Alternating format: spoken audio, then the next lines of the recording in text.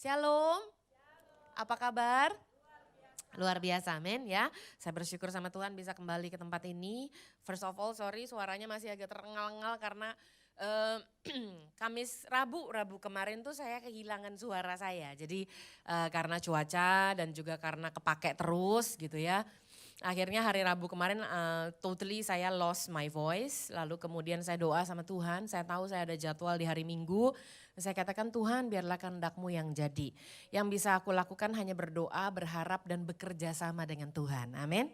Artinya gini, udah berdoa, udah puasa, udah mohon sama Tuhan dan percaya pasti lakukan. Tapi nggak bisa dong makan sambal terus sama teriak-teriakan sepanjang bulan hari Rabu sampai dengan Minggu. Jadi saya katakan gini Tuhan, aku beriman, aku percaya, pasti nanti hari Minggu aku keluar suaranya. Makanya sorry ya masih ditutup-tutupin karena kalau kena AC masih gatel gitu.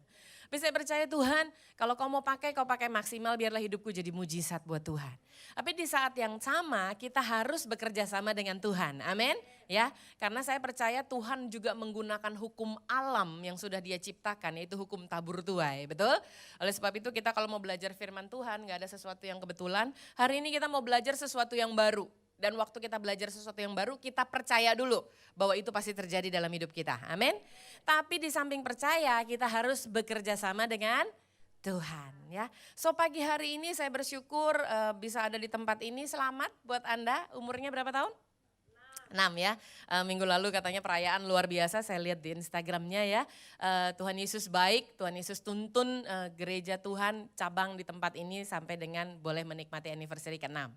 Bapak Ibu tadi pagi waktu saya baca tentang anniversary, in the modern gift biasanya kita tuh kalau ada orang anniversary kita agak bingung ngasih hadiahnya. Ya. Lalu kemudian biasanya kita akan memantau bagaimana ya kalau tahun pertama tuh apa sih, tahun kedua apa sih. Dan saya menemukan di tahun ke-6 itu biasanya orang memberikan kayu. Jadi entah itu ukiran, entah itu frame gitu ya, entah itu pajangan tapi sifatnya dari kayu. Lalu tadi pagi waktu di mobil ya saya tidak siapkan di slide-nya karena memang tidak bicara untuk itu. Tapi tadi pagi waktu di mobil on the way dari rumah menuju ke tempat ini, saya dapat gini, iya loh di Keluaran 35 ayat 33 yang saya baca ya.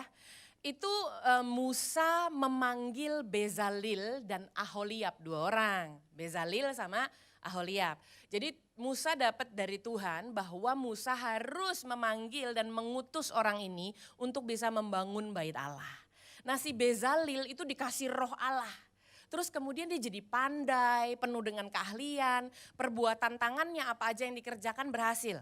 Jadi si Bezalil ini pokoknya apa aja yang dipegang dia berhasil lah gitu ya. Artinya dia bisa mengukir, dia bisa memahat, segala kecerdasan ahli-ahli pertukangan itu ada di Bezalil. Lalu kemudian Tuhan juga mengangkat Aholiab yang kedua.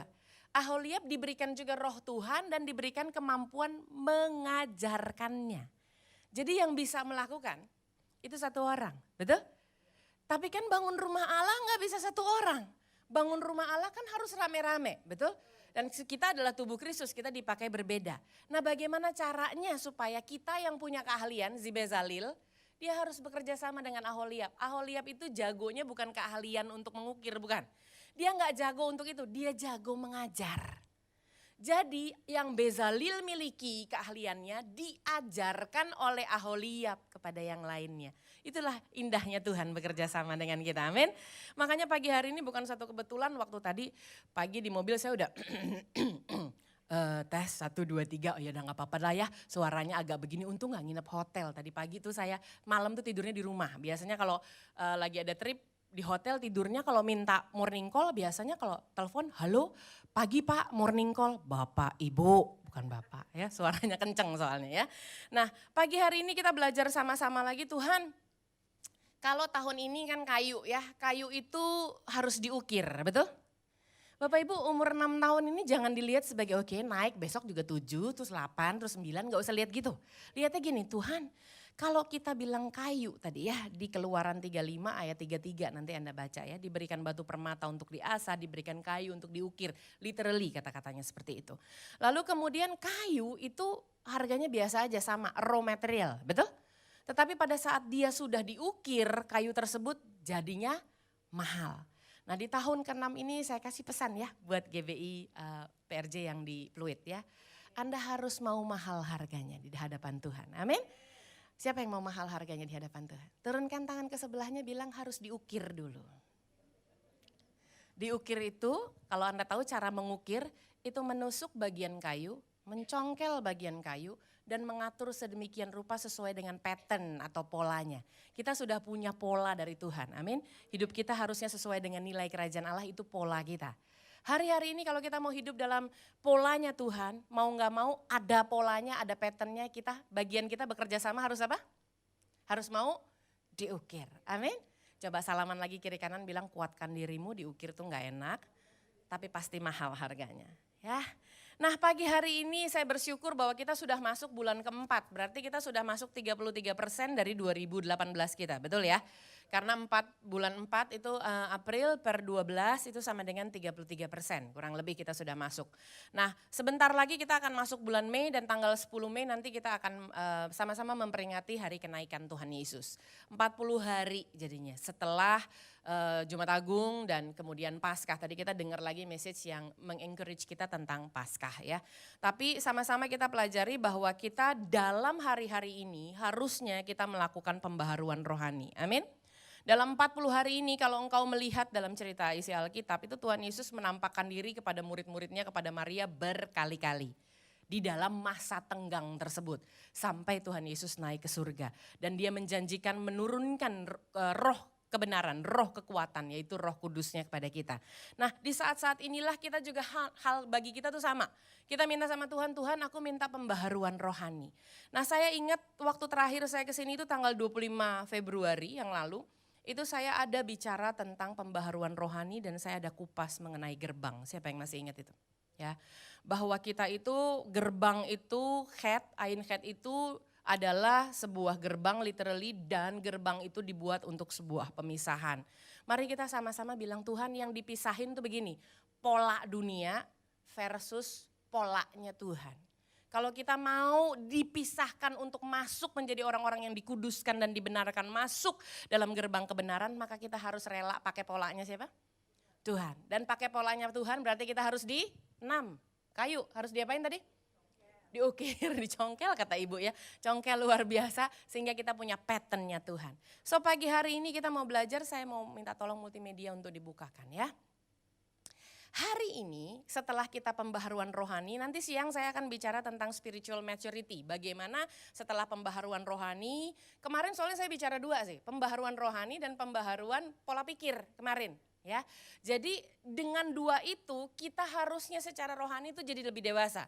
Nah pagi hari ini kita mau bicara tentang pembaharuan kualitas PER.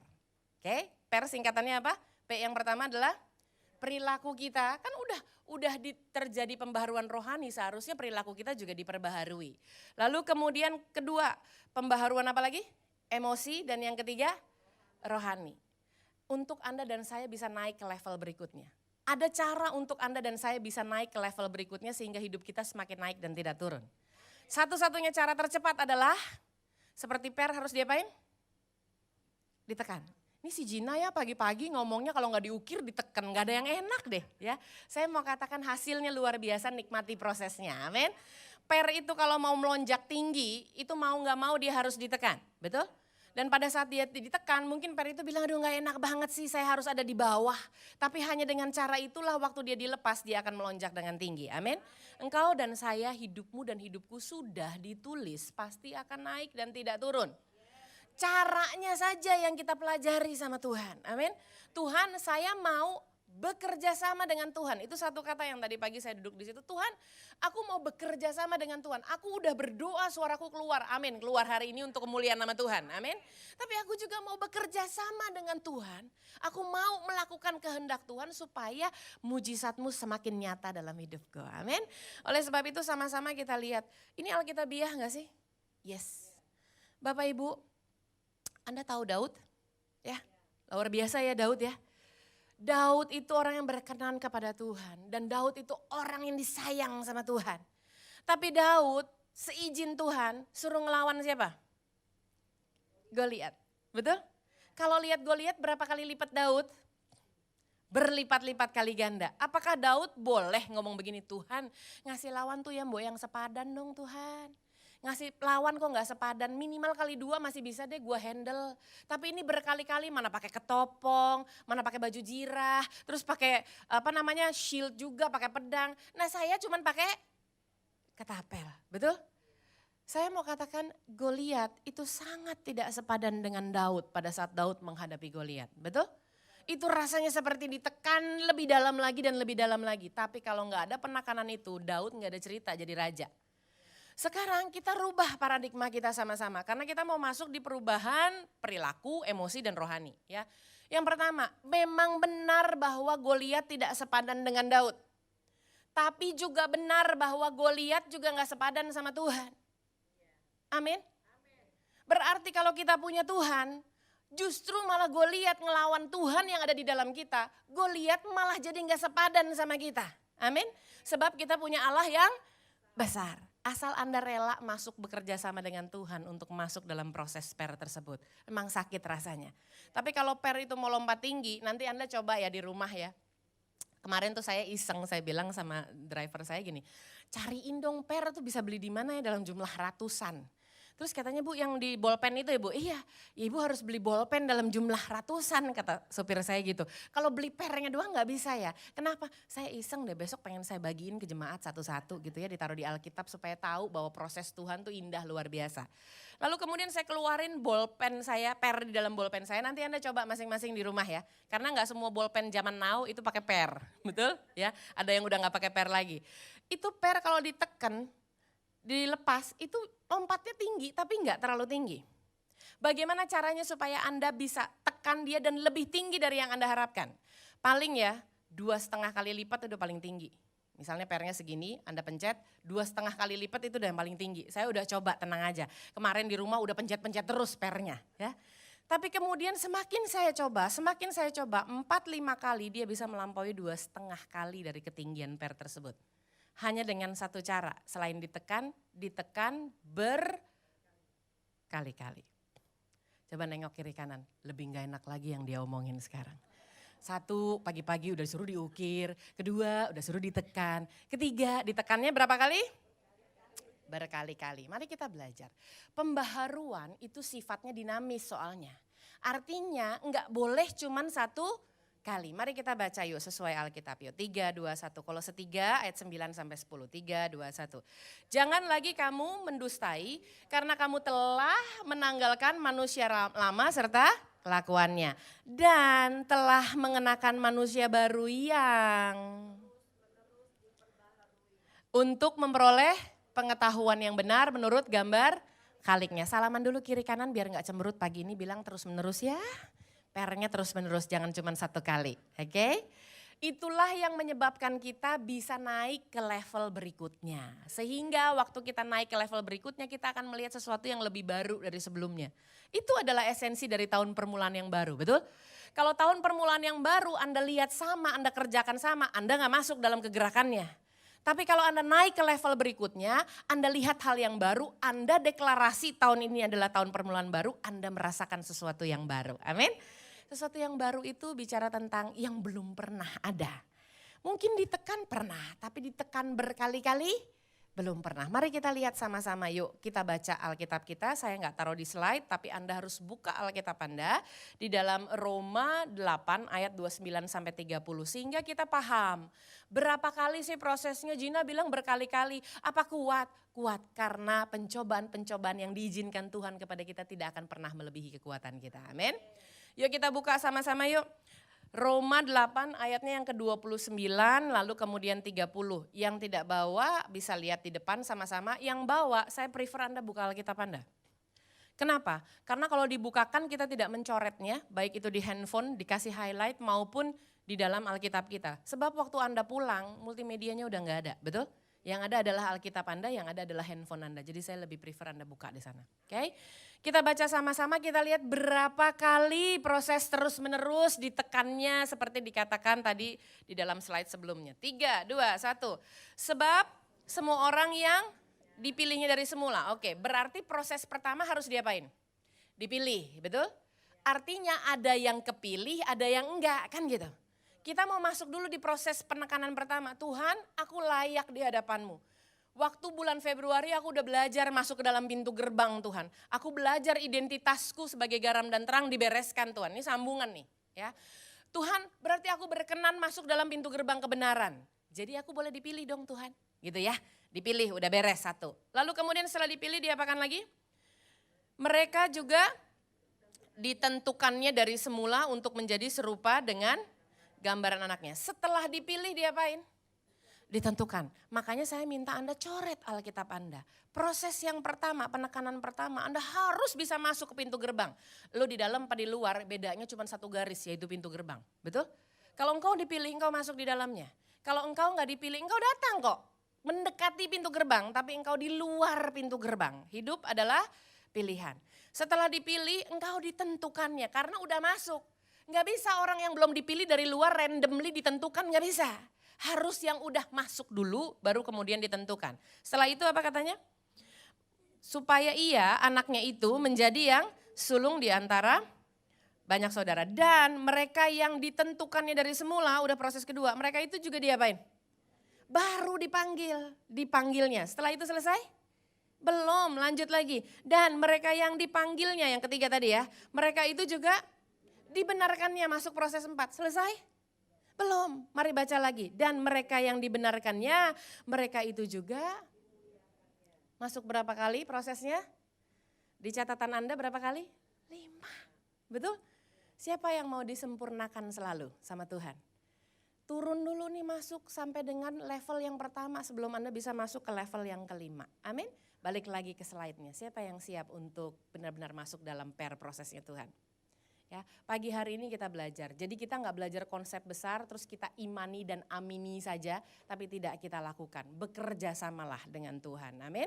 Ya, mari kita sama-sama lihat. Tadi tuh ada lagu itu sebetulnya lagunya tuh saya baru dengar 2 kali gitu ya. Itu juga di mobil dengernya. Tadi gimana sih? Apa? Tadi lagunya apa refnya gimana? Yesus padamu ku berseru terus Engkaulah penyelamatku, terus terpujilah kau Tuhan, gitu ya. Mari kita sama-sama bekerja sama dengan Tuhan supaya semua yang kita ucapkan dalam lagu kita itu bukan sekedar lantunan. Tapi benar-benar terjadi karena kita bekerja sama dengan Tuhan ya. Balik lagi, suka sering nyanyi lagu ini enggak? Coba balik lagi ya slide-nya ya. Suka nyanyi lagu, diklik lagi di belakang, biasanya kalau dipindah ke ayat suka nyangkut sedikit ya, dibantu diklik ya. Kita itu sering angkat tangan kita tinggi-tinggi sama Tuhan dan kita sering berdoa bilang begini sama Tuhan, Tuhan aku mau seperti Engkau Yesus, betul? Ya, angkat tangan kita sama-sama yuk, kita naikkan pujian ini yuk. Ku mau sepertimu Yesus, disempurnakan selalu dalam setiap memuliakan. Siapa yang mau disempurnakan selalu? Turunkan tangan sebelahnya. 5 kali tekan minimal. 5 kali proses minimal ya. Dikatakan dalam setiap jalanku. Anda gak hanya diproses di rumah. Anda gak hanya diproses di kantor. Anda juga diproses di gereja. Anda juga diproses dalam komunitas, amin. Anda juga diproses dalam hubungan Anda, saudara, anak, ibu, bapak, dan lain-lain. Disempurnakan selalu. Sekarang kalau kita nyanyi ini kita mikir ya. Dulu kalau nyanyi main angkat aja tangannya, sekarang kita mikir gini, Tuhan saya sambil angkat tangan sambil begini Tuhan. Yuk nyanyi sama-sama yuk. Tangan kanan diangkat, tangan kiri mencet ya. Yuk sama-sama yuk.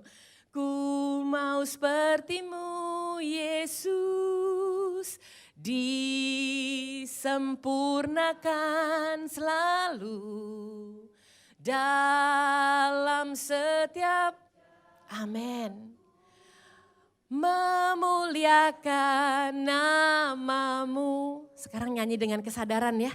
Dulu nyanyi dengan deklarasi tanpa kesadaran. Sekarang nyanyi ku mau disempurnakan, satu ditentukan, dipanggil dulu, baru ditentukan, baru kemudian dan seterusnya dibenarkan sampai dengan disempurnakan, dimuliakan. Amin. Ya.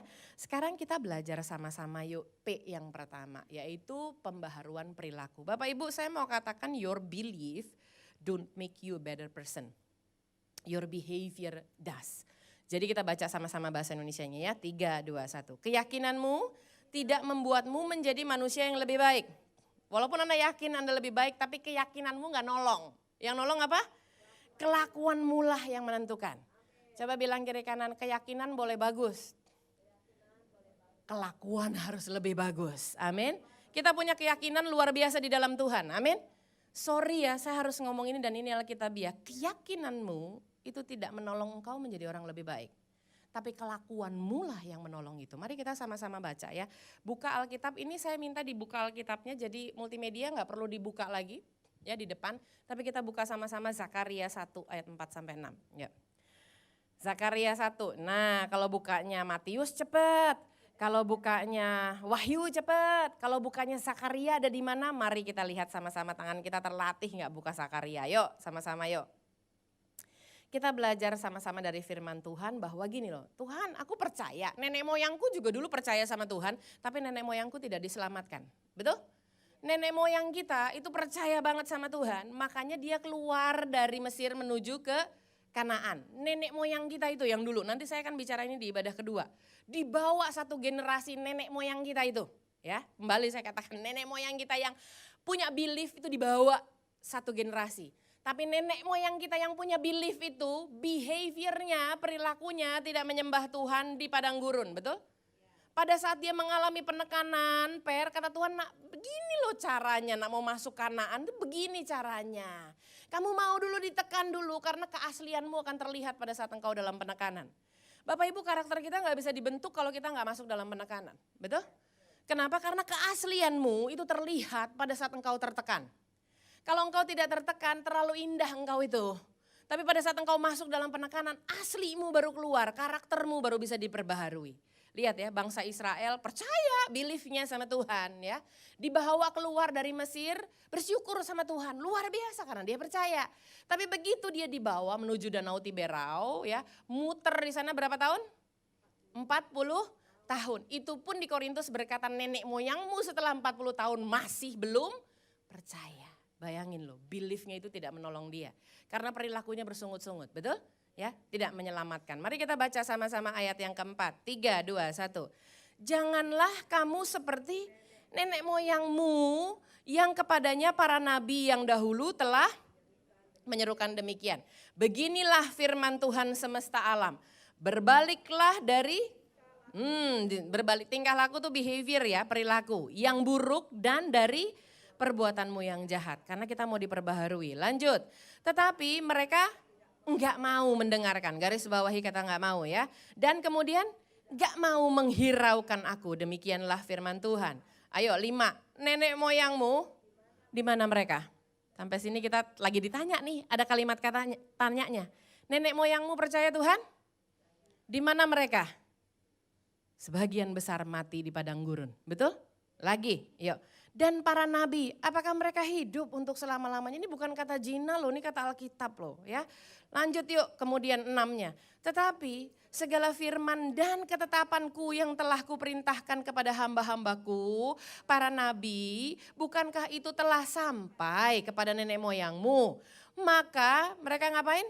Bertobatlah mereka serta berkata, sebagaimana Tuhan semesta alam bermaksud mengambil tindakan terhadap kita sesuai dengan dan demikianlah ia mengambil tindakan terhadap Bapak Ibu, tindakan kita menentukan, behavior kita menentukan, perilaku kita menentukan. Your belief not. Sorry, saya harus ngomong ini. Kenapa? Karena kita nih deklarasi. Tadi pagi pun kita deklarasi tahun ini adalah tahun permulaan yang baru kan gitu ya. Anda masuk gak di permulaan yang baru? Artinya Anda ninggalin yang lama. Kalau mau ninggalin yang lama dengan cepat, Anda harus masuk dalam penekanan baru bisa lompatnya lebih tinggi. Bahkan kita belajar tadi pagi kalau mau lompat lebih dari 2,5 kali, itu namanya percepatan dari Tuhan. Itu namanya perkenanan Tuhan. Anda harus ditekan berkali-kali. Amin. Sekarang dapat konsepnya? Kalau Anda udah dapat konsepnya, sekarang kita berdoa sama Tuhan, kita bilang Tuhan mampukan saya. Supaya pada saat saya masuk dalam penekanan tersebut, saya tidak meninggalkan Tuhan. Sama kayak nenek moyang gue. Nenek moyang gue dulu mah percaya banget sama Tuhan. Dan kemudian masuk dalam penekanan dan dia benar-benar orang yang paling pertama meninggalkan Tuhan. Mereka berkata gini, lebih enak tinggal di Mesir. Daripada di sini, lebih baik kami mati oleh pedang di dalam padang gurun. Terjadilah sesuai dengan imanmu. Ayub 3 ayat 25 berkata, engkau takutkan malah kejadian. Yang engkau cemaskan malah mendatangi kamu. Terjadilah sesuai dengan imanmu, you are what you believe. Bilang ini sama Tuhan, Tuhan kalaupun saya ditekan saya tahu Tuhan. Rasanya gak sepadan dengan saya, tapi saya punya Allah yang lebih besar. Tekanan ini tidak sepadan dengan kekuatan yang aku terima dari Tuhan. Amin. Ya, mari kita belajar lagi sama-sama. Di dalam slide saya berikutnya saya mau jelasin dulu apa itu behavior ya Bapak Ibu. Supaya kita paham. Oke. Yang namanya perilaku dalam kehidupan manusia itu sama seperti gunung es. Jadi yang kasat mata, yang visible, yang kelihatan itu cuma 5%. Nih ya, kalau Anda lihat orang gini nih, itu 5%. Anda nggak tahu isinya dia bisa tarik napas dan kemudian itu kenapa Anda nggak tahu, itu 95% hidden, tersembunyi, invisible, nggak bisa kelihatan. Nah gunung es itulah gunung es yang menjatuhkan kapal Titanic, masih ingat? Ya.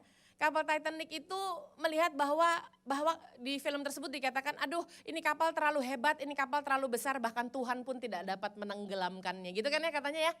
Terus waktu dia lihat gunung es, kecil, gunung es tuh bongkahannya gede di bawah Bapak Ibu. 95% itulah yang merobek perut dari Titanic tersebut. Perilaku di luar itu cuma 5%. 95% itu hidden di dalam. Hiddennya tuh apa aja sih? Dari pemikiran kita. Makanya kita mau beresin sama-sama minggu lalu, 25 Februari saya sudah sampaikan di ibadah kedua pembaharuan pola pikir. Lalu kemudian yang kedua, belief kita, keyakinan kita. Yuk sama-sama yuk, gak boleh ninggalin keyakinan, gak boleh. Tapi diperkuat sama-sama. Apalagi kita sudah masuk 33% di April ini, mestinya Alkitab kita sudah baca berapa? 33%. Sepakat? Amin. Coba nengok kiri kanan, pelan-pelan aja nengoknya, liatin mukanya coba. Kira-kira udah baca 33% belum ya? Kira-kira ya. Kalau belief Anda gak kuat, pembacaan firman Allah Anda gak kuat, Anda gak punya fondasi yang kuat, betul? Lalu kemudian setelah pemikiran, terus juga belief, ada yang namanya values. Values itu tata nilai, keyakinan dan tata nilai Anda. Misalnya dari kecil saya dibilang gini sama orang tua saya. Gina, pokoknya walaupun kamu susah satu hari, ada momen di mana kamu gak bisa makan sekalipun, tidak pernah boleh mencuri. Minta daripada ambil atau mencuri. Dan itu ditanam di saya luar biasa dan satu hari saya punya momen itu. Terpaksa saya harus minta.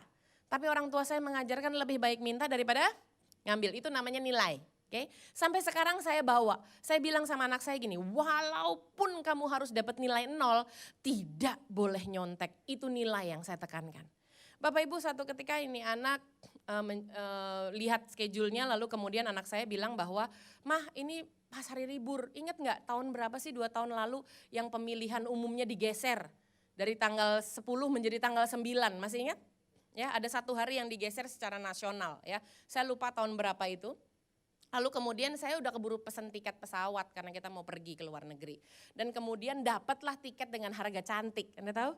Harga yang sepertiga dari harga umumnya. Dan saya berkata Tuhan tuh baik banget ya, kita mau liburan aja dikasih harga yang sepertiga dari harga orang bayar gitu ya. Ini dapat harga cantik luar biasa, namanya hot seat, kursi panas. Kursi panas itu terjual 4 dalam satu penerbangan dan 4 itunya kami yang ngeblok. Saya, suami dan 2 anak saya. Jadi kita tuh girang banget gitu ya. Mau berangkatnya kapan? 8 malam. Karena tanggal 9 udah libur biasanya Anda berangkat tuh kalau penerbangan ke luar negeri kadang-kadang berangkatnya jam 11.55. Sebelum tengah malam dia take off. Jadi saya pikir nggak apa-apa karena anak-anak sekolah tanggal 8, pulang sekolah sore pun kita kalau jam 12 ke airport tuh masih bisa banget. Ternyata pemilihan umum itu secara nasional dimajukan apa diundurkan saya lupa sehingga jadi tanggal 9 waktu itu. Nanti saya cari ya tanggal berapa itu ya. Tanggal 9, akhirnya anak saya nggak bisa bolos, betul? Ini gimana caranya? Nggak bisa bolos sama sekali.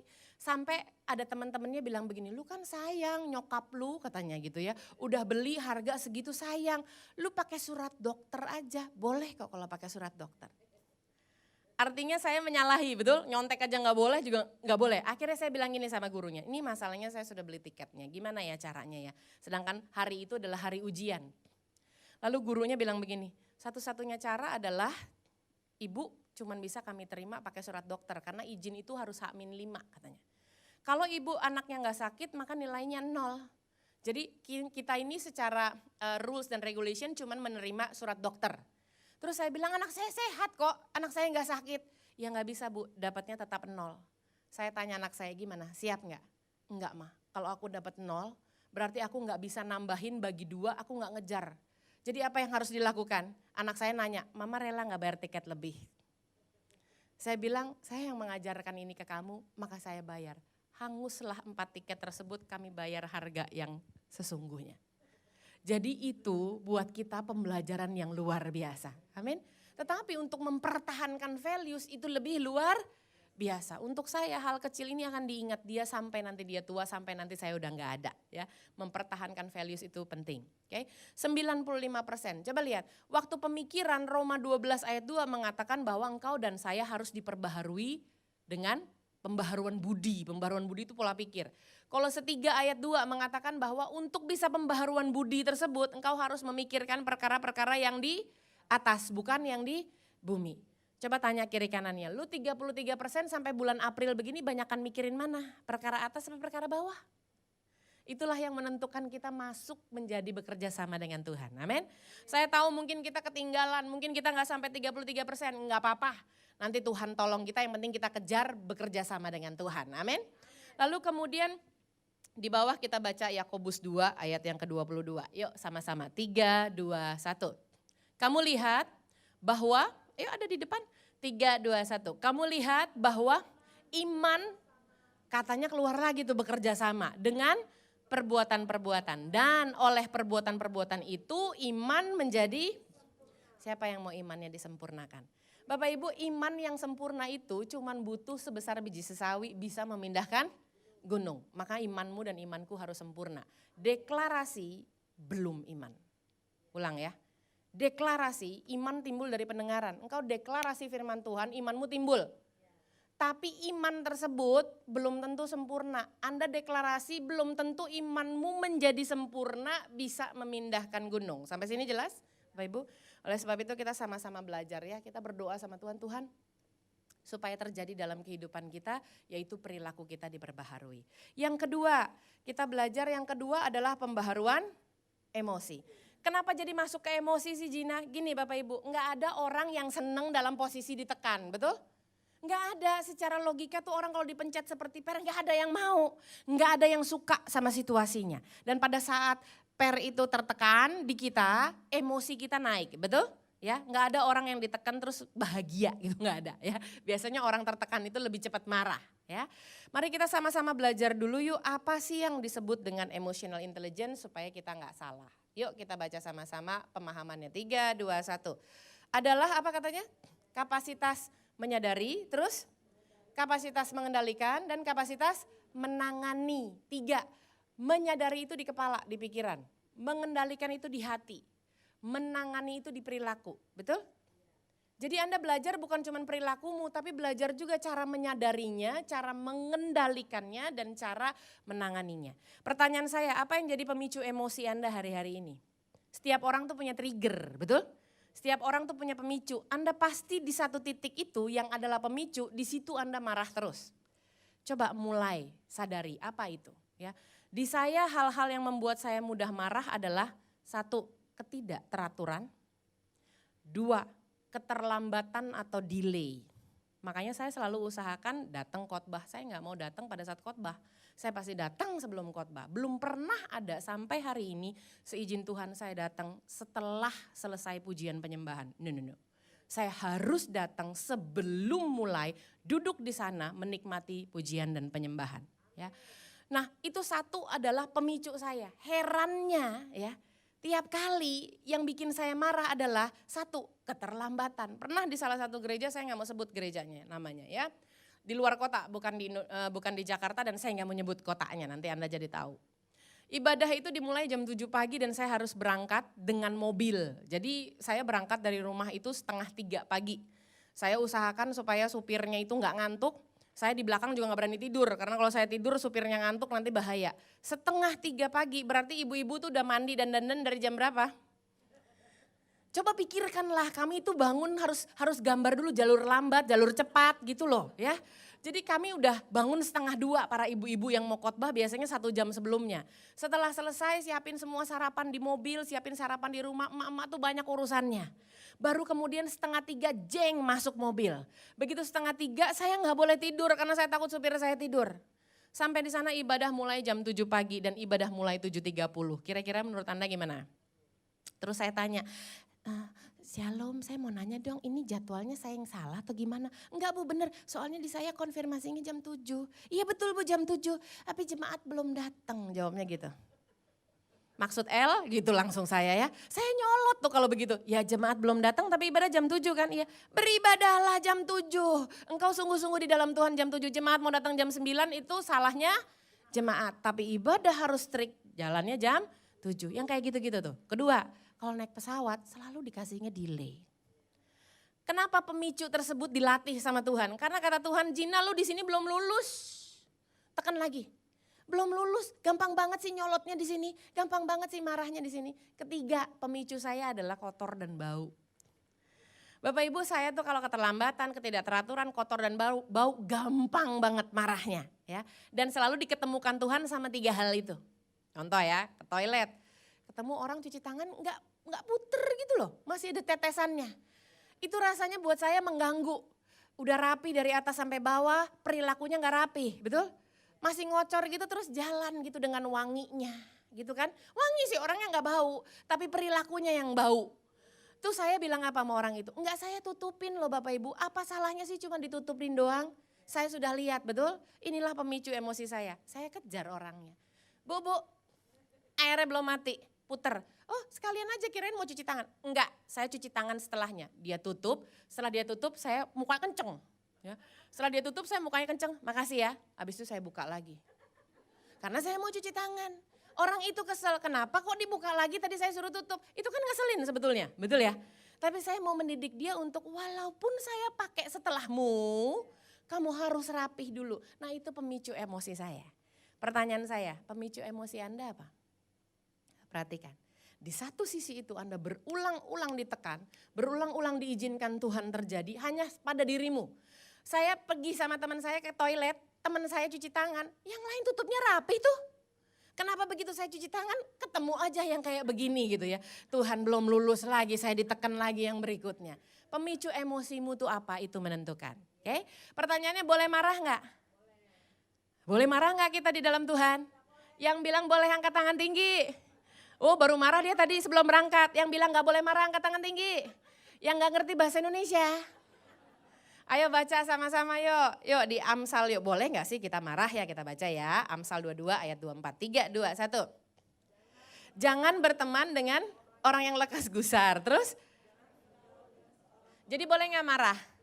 Boleh sih, tapi kamu gak punya temen. Soalnya kalau orang-orang menjalankan firman Tuhan kan dia gak mau berteman dengan pemarah dan orang yang lekas gusar. Lanjut, Amsal 29 ayat 22, 3, 2, 1. Si pemarah itu menimbulkan pertengkaran dan orang yang lekas gusar, siapa yang mau banyak pelanggarannya?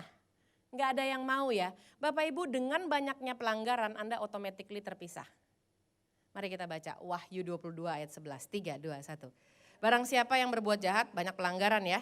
Biarlah ia sok sekalian lo jahat. Terus barang siapa yang sekalianlah kamu cemar. Terus barang siapa yang benar, barang siapa yang kudus. Jelas pemisahannya? Amin. Berarti pertanyaan saya, boleh gak marah? Yang bilang boleh angkat tangan tinggi. Oke, saya ganti pertanyaan saya.